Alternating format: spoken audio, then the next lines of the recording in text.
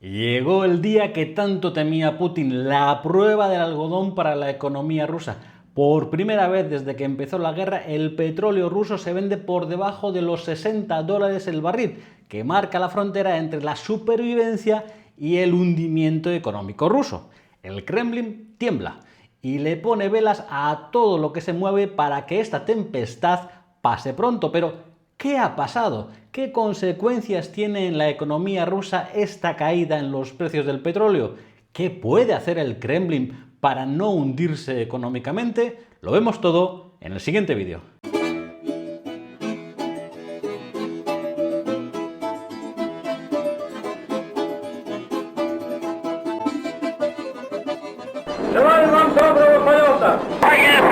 Bienvenidos a Crónicas de la Estepa Rusa, a vuestras crónicas, para hablar hoy de la pesadilla del Kremlin, de lo que hace que Putin no duerma bien por las noches, la caída de los precios del petróleo. A la hora de hacer este vídeo, los precios del oro negro están por los suelos, están en unos mínimos que hacía años que no se veían y claro, Rusia tiembla.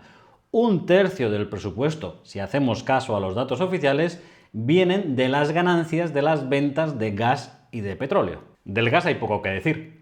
Con los mercados europeos cerrados, el ostión de la niña de los ojos de Putin, Gazprom, ha sido de tal calibre que han saltado los sismógrafos de medio mundo. En 2023, Gazprom registró una pérdida neta de 629.000 millones de rublos, lo que son aproximadamente unos 6.700 millones de euros al cambio, marcando su primera pérdida anual desde 1999.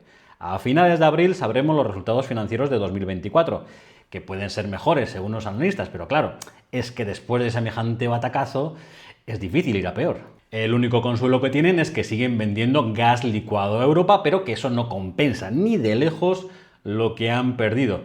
Y por cierto, aquí se ve de nuevo pues esa hipocresía europea con el tema de las sanciones, que bueno, ya lo hemos dicho, por activa y por pasiva en este canal.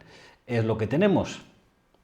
El tema del petróleo ya es otra cosa. Rusia, a través de su flota fantasma, ha conseguido colocar en países amigos millones y millones de barriles de petróleo que luego eran refinados y devueltos a Europa en forma de gasolina o de diésel, pero con procedencia de la India o de cualquier otro país.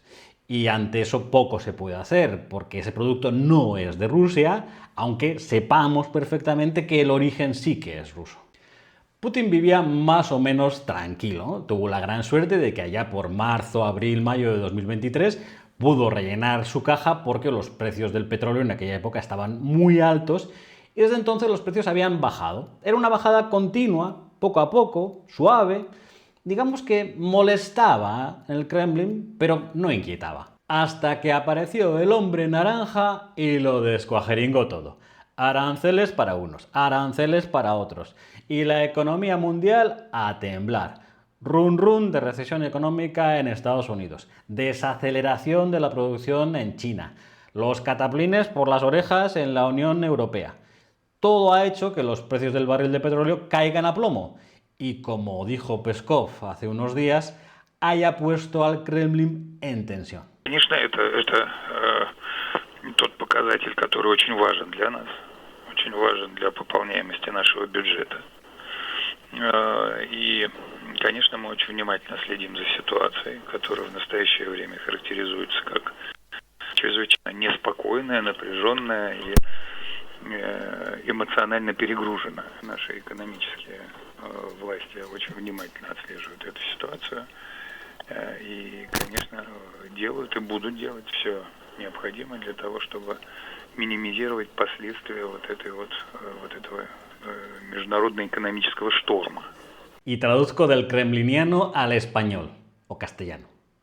Si dicen que están mirando la situación con atención, es que tienen el cagómetro a tope, disparado, y los dodotis a reventar.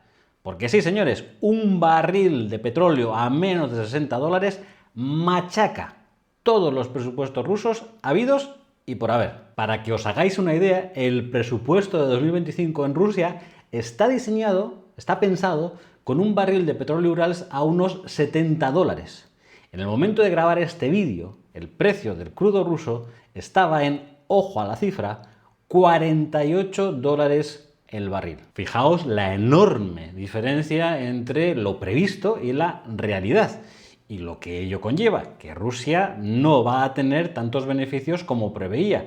Pero el ritmo de gastos no va a bajar porque hay una guerra que mantener. Y las guerras, ya sabemos, que son bastante caras. Hasta el pasado 8 de abril, o sea, hace 5 días, Rusia se ha gastado ya 13,1 billones de rublos. Dejadme que os lo lea porque no quiero equivocarme. Eso supone 133.500 millones de rublos al día. La friolera de 1.335 millones de euros al día. Lo que si lo extendemos hasta el final de 2025 nos saldría un presupuesto de gastos de 48,7 billones de rublos. Y para este año 2025 hay presupuestados oficialmente 41,5 billones de rublos. Es decir, habría un agujero presupuestario de 7,2 billones de rublos, cuando en el papel, cuando se hicieron los presupuestos, solo le salía un pequeño déficit de 1,2 billones de rublos. La diferencia es bastante grande, ¿no creéis? Para alcanzar el objetivo del déficit presupuestario escrito en el papel, el oficial, de aquí a final de año, los rusos tendrían que tener un superávit mensual de casi 1 billón de rublos. Cosa que solo está en la calenturienta mente de nuestro amigo Medvedev tras unos lingotazos de su ardiente bebestible. Y aquí me diréis muchos, bueno, sí, vale, de acuerdo, pero es que si sube el precio del petróleo, entonces todo lo que nos estás contando pues no sirve para nada. Pues sí, tenéis razón. Si de manera milagrosa el barril de Urals dentro de un mes volviera a cotizarse a $80 el barril, todo esto que os estoy contando no sirve para nada. Y este vídeo lo podéis tirar directamente a la mierda, como si no hubiera existido. El problema es que parece que esa situación milagrosa pues no se va a dar. De hecho, Goldman Sachs ya está haciendo cálculos, está haciendo previsiones con un petróleo a $40 el barril. Hace apenas unos pocos días, el banco de inversión calculaba que el precio del petróleo estuviera entre los 58 y los $62 el barril. Y ahora ya lo ha bajado a 40. Y a esto hay que sumar el descuento cuando compras petróleo ruso, porque claro, los compradores dicen, oye, dadme un descuentito que si te compro petróleo me puedo meter en problemas. Imaginaos, por un casual, un barril de petróleo Brent a $40 y a eso tienes que añadir un descuento, porque el barril de Urals lo compran con descuento. Entonces, imaginaos un barril de petróleo ruso a $35 o menos. Bueno, pues la economía rusa saltaría por los aires. Y hay que decir que la cosa iba ya regulinchi desde principios de año. En los 2 primeros meses de este 2025, el presupuesto ruso recibió un 3,7% menos de ingresos procedentes de la industria del petróleo y del gas. Entonces, ¿todo esto de la bajada del petróleo es cosa de Trump? ¿Es una manera de castigar a Rusia? Bueno, sí y no. Lo he comentado, ¿no? Hace un momento, Trump y sus locas medidas ha hecho un socavón en la confianza económica de los mercados.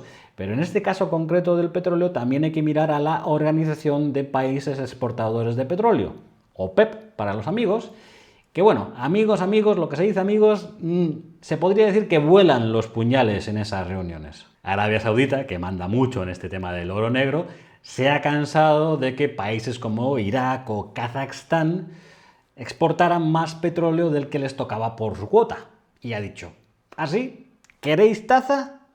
Pues taza y media. El 3 de abril, la OPEP Plus anunció planes para aumentar la producción en 411.000 barriles diarios a partir de mayo. Es la primera subida o primer aumento de producción desde 2022 y solo ya por ese anuncio hizo que el precio del petróleo bajara un 2%. O sea, que entre esto y el loco de rostro naranja, el precio del petróleo se ha hundido. Y en el Kremlin están buscando velas para ponérselas a San Basilio o al santo que toque para que esta bajada de precios se frene. Y si puede ser, pues que el barril de Urals se cotice un poquito más alto. Y lo que yo siempre digo, que este canal sí que cotiza al alza. Somos pocos, pero buenos. Y también os digo que la torrejada de los 50.000 suscriptores por Semana Santa va a tener que esperar, que los últimos vídeos pues no han tenido una gran acogida. Vete tú a saber por qué. Pero no por eso os tengo que dejar de dar las gracias. O sea que, ahí van, las gracias. Gracias por los likes, gracias por los comentarios, gracias por suscribiros y gracias por darle a la campanita y así saber que hay un nuevo vídeo de Crónicas de la Estepa Rusa preparadito. Y siempre os digo que si queréis ayudar un poco más, podéis haceros miembros del canal y si tenéis algún euro rebelde así revoltosillo, pues en mi link de PayPal, que os lo dejará si no se me olvida en el primero de mis comentarios, pues ahí podéis darle una segunda vida que este servidor lo va a recibir con los brazos abiertos, más o menos como recibiría el Kremlin la subida del precio del petróleo. Pero ahora sí, vamos a ver qué puede hacer Rusia si el precio del petróleo no sube. Spoiler, nada bueno. Lo primero, y os lo recuerdo, Rusia calcula su presupuesto en este año 2025 con un barril de petróleo a $70. Y sus ingresos por esta materia y el gas representan más o menos como un tercio del presupuesto. Y como siempre, aquí empiezan las dudas con los números rusos, porque economistas como Igor Lipitz ponen en duda que realmente solo sea un tercio del presupuesto. Y en su opinión, tal y como estáis viendo en las pantallas, en unas declaraciones al The Moscow Times, comentaba que en la práctica más del 60% de todos los ingresos presupuestarios y aproximadamente el 67% del PIB de Rusia provienen de la industria del petróleo y el gas. Si esto fuera cierto, y aquí cada uno se lo puede creer o no, pues la crisis que podría estallar en Rusia sería de tamaño descomunal, de dimensiones épicas. Os he dicho más de una vez eso de que Rusia huele a Unión Soviética. Pues eso. Pero bueno, vamos a ser optimistas, que no se diga que siempre quiero lo peor para Rusia, que luego a los putinejos les salen ahí estampullidos y ronchas, ¿no? Voy a las palabras del economista Kirill Rodionov. Según él, una vez pasada esta primera tempestad, los precios del petróleo Brent irían estabilizándose y colocándose alrededor de los $60 por barril. He dicho del petróleo Brent, porque el petróleo Urals, ya sabéis, yo lo he dicho antes, que cotiza con descuento. Con lo cual podríamos estar en un petróleo ruso alrededor de los 52 o 55 dólares por barril, por ser optimista. Primer gran problema. Vamos a pensar que yo soy un país comprador de petróleo ruso. Pongamos, por ejemplo, la India, que se ha hinchado. Y se lo estoy comprando a los rusos, pues básicamente porque me lo venden más barato y eso me puede traer también quebraderos de cabeza, por el tema de las sanciones. Resulta que ahora, con esta bajada de los precios, puedo conseguir la misma materia prima comprándosela a los árabes al mismo precio y sin los quebraderos de cabeza que me da comprárselo a los rusos. Entonces, pregunta, ¿a quién creéis que comprará a la India el petróleo si se puede evitar problemas? Hombre, yo creo que a los saudíes, ¿no? Con un petróleo barato, ¿para qué carajo me voy a meter en problemas comprándoselo a los rusos?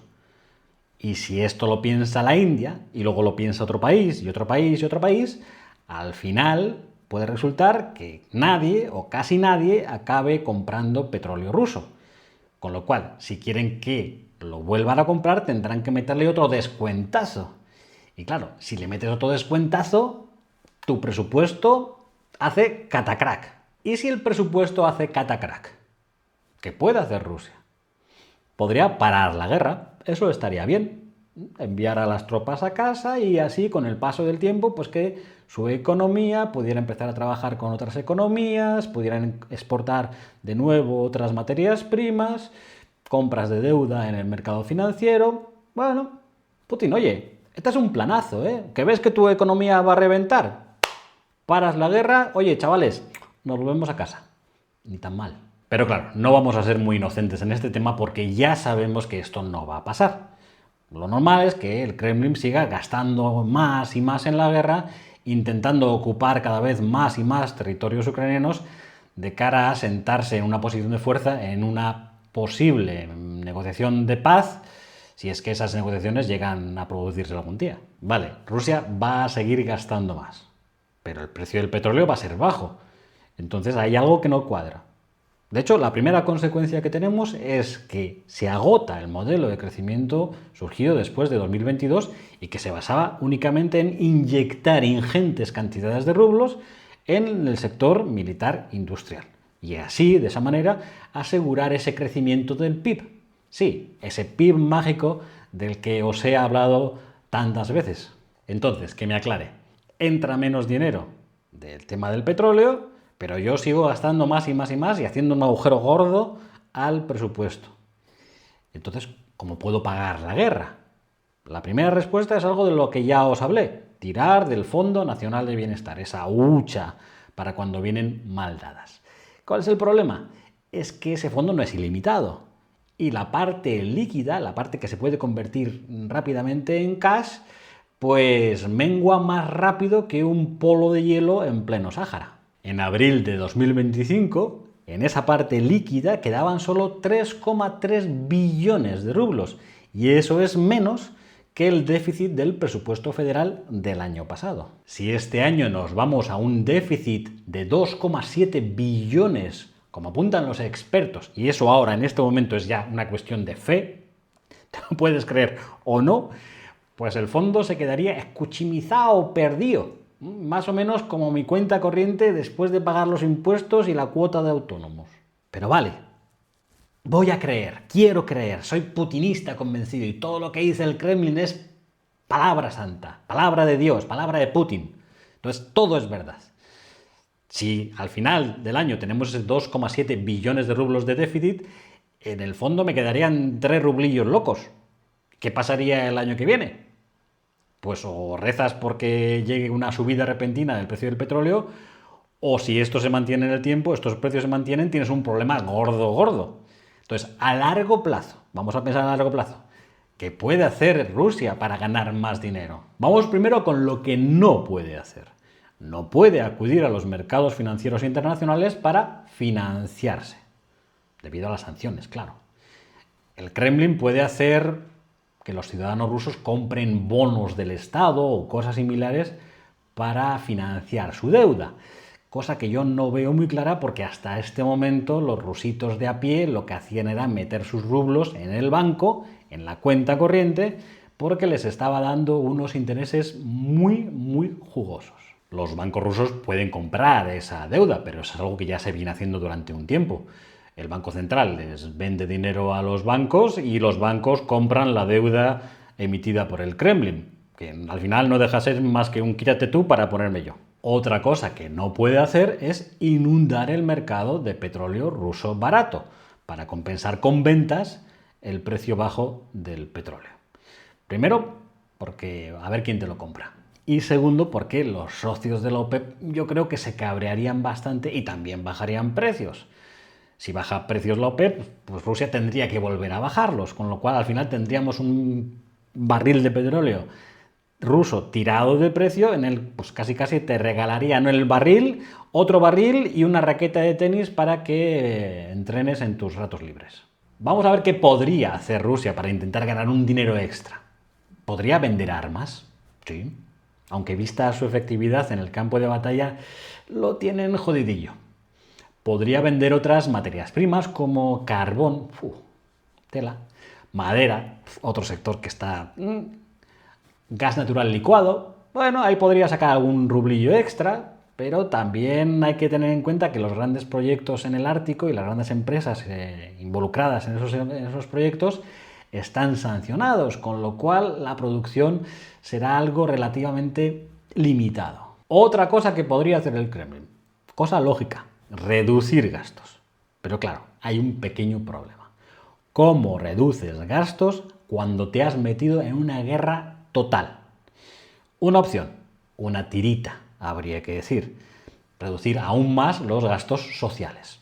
Educación, sanidad, pensiones, esas cosas sin importancia. De hecho, en los presupuestos de 2025-2027 hay una bajada en estos temas. Así que tampoco debería extrañarnos mucho si esa bajada se hace todavía aún más pronunciada y recortan más de esos sectores para dárselo al sector militar. Otra cosa que puede hacer, y esta me da que sí que la va a hacer, o la va a hacer todavía incluso más rápido de lo que estaba previsto, que es subir los impuestos. Subir los impuestos directos, indirectos, a los rusitos de a pie y a las empresas, cosa que ya ha hecho en parte este año 2025 con una subida de impuestos para las personas físicas y también con una subida y grande para las sociedades. Apretar por ahí pues sigue siendo una buena opción. Teniendo en cuenta que nadie va a salir a la calle a protestarle a Putin de que le han subido los impuestos, pues hombre, ni tan mal. O sea que apriete y que se jodan. ¿Qué otra cosa nos queda? Pues una de las respuestas típicas del Banco Central de Rusia ha sido permitir que el rublo se deprecie. Si devalúas el rublo, consigues que los ingresos en dólares por exportaciones de petróleo se traduzcan en más rublos, ayudando a sostener el presupuesto local. Pero, y aquí es donde se le erizan hasta los pelos de la rabadilla a nuestra querida Nabiulina, eso normalmente trae inflación. Y la inflación, amigos míos, es como el coco del Banco Central ruso. No mentes la bicha, no mentes la inflación que a la pobre Nabiulina se le llevan los demonios. Y encima, en este momento no es que tengan la inflación, lo que se dice, completamente controlada. De hecho, Nabiulina ya ha empezado a avisar. El pasado 8 de abril, el canal del Banco Central ruso publicaba que la actual caída de los precios del petróleo está vinculada tanto a la estructura del crecimiento económico mundial como a las expectativas de una mayor desaceleración. Para Rusia, estas tendencias en el mercado petrolero son proinflacionarias. He hecho un experimento con ChatGPT. Tomáoslo como eso, como un simple experimento.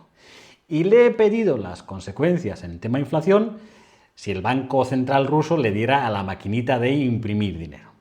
Y le he pedido que, con una inflación actual de 10%, me diera las consecuencias de meter en el mercado 1 billón de rublos, 3 billones de rublos y 6 billones de rublos para intentar atajar, ¿no? Para intentar compensar esos agujeros presupuestarios.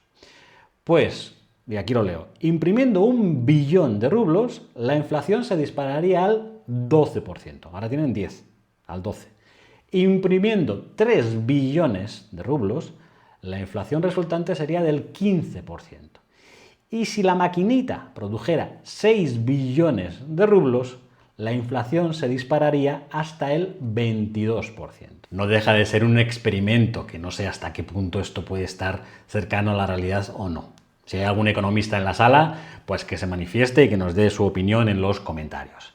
Yo lo pongo más que nada como curiosidad. No es que algo que vaya a pasar, simplemente pues algo que nos dice la tecnología. Lo que no es un experimento, es una certeza. Es que estamos ante uno de los momentos clave para el futuro de esta guerra. Ya sabéis lo que yo pienso, que antes se acaba la guerra, antes llega la rendición rusa porque su economía hace crack, que porque le falten soldados que mandar al frente. Si con los ataques ucranianos a las refinerías rusas ya vimos el daño que eso hacía al Kremlin, imaginaos lo que pasaría si se mantienen estos precios bajos, por ejemplo, de aquí al verano. El agujero en los presupuestos rusos sería de órdago. Y ahí está la clave. No es que ahora estén bajos, sino que se mantengan bajos durante el mayor periodo de tiempo posible. Yo particularmente no creo que veamos el petróleo ruso a unos precios de 40, 45 dólares el barril, ¿no? Por debajo de los 50 dólares. Yo creo que andará un poquito más arriba de los 50, 52, 53, 54 dólares el barril. Pero ese precio ya es más que suficiente para causar dolores de cabeza fuertes en las mentes pensantes del Kremlin, si es que hay alguna mente pensante en ese lugar. Y es que no tiene otras posibilidades, no hay muchas más alternativas para Rusia en este momento. Rezar y rezar y rezar para que suba el precio del crudo. Y nosotros, pues cruzar los dedos para que los precios se mantengan bajos, lo más bajos posible, durante el mayor tiempo posible. Rezar al que quiera para que Trump siga haciendo trampadas, para que los saudíes sigan inyectando crudo en el mercado y la economía rusa caerá como fruta madura, os lo aseguro. Espero que os haya gustado, espero que haya sido interesante. Nos vemos en el próximo vídeo de Crónicas de la Estepa Rusa. До свидания.